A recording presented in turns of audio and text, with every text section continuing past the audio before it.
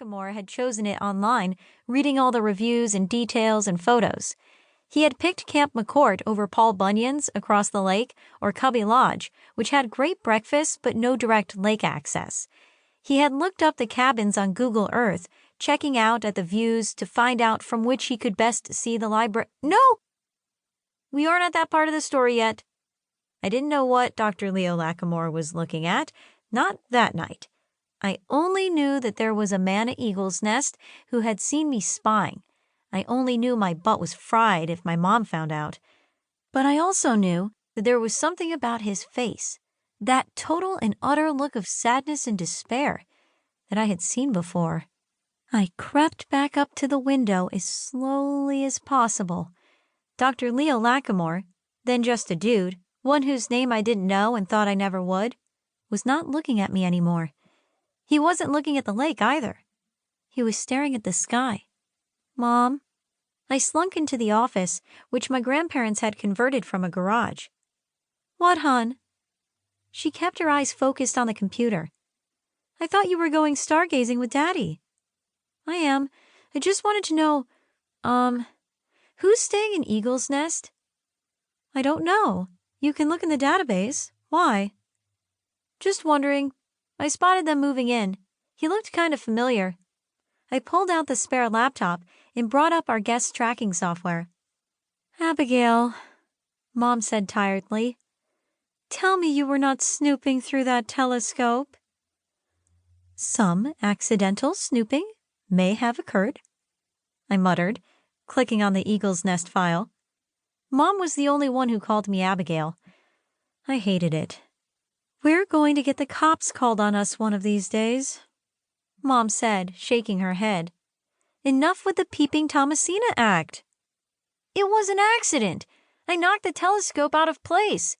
Scrolling. Finally, a name. Dr. Leo Lacamoire, paid in cash. Dad popped his head in. He was wearing a backward baseball cap and holding 2 sweatshirts. Ready, Abs?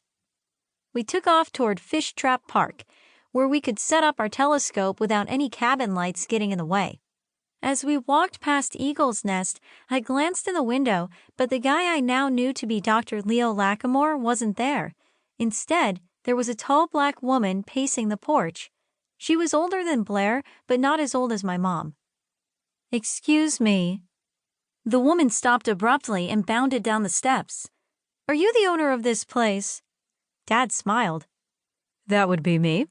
Gary McCourt. He held out his hand and she shook it. My dad liked a firm handshake, and I could tell she delivered one.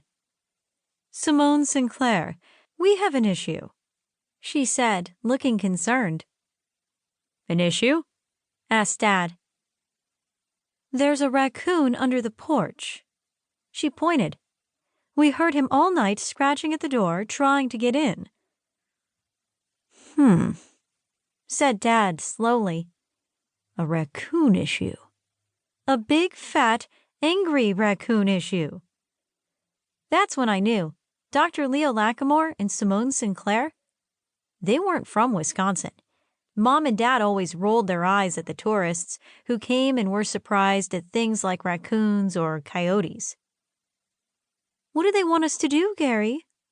Mom had asked 1,000,000 times. Go out with a slingshot and personally eliminate every mosquito in the Northern Hemisphere? You're in the woods. We have bugs here.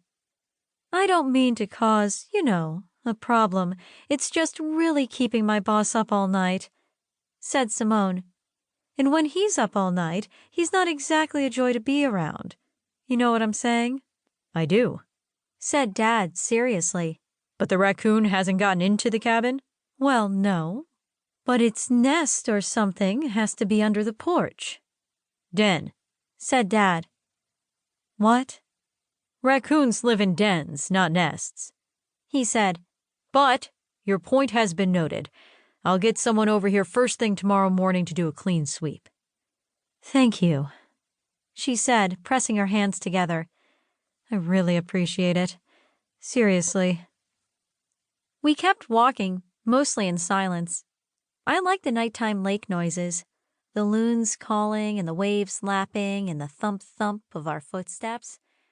When we got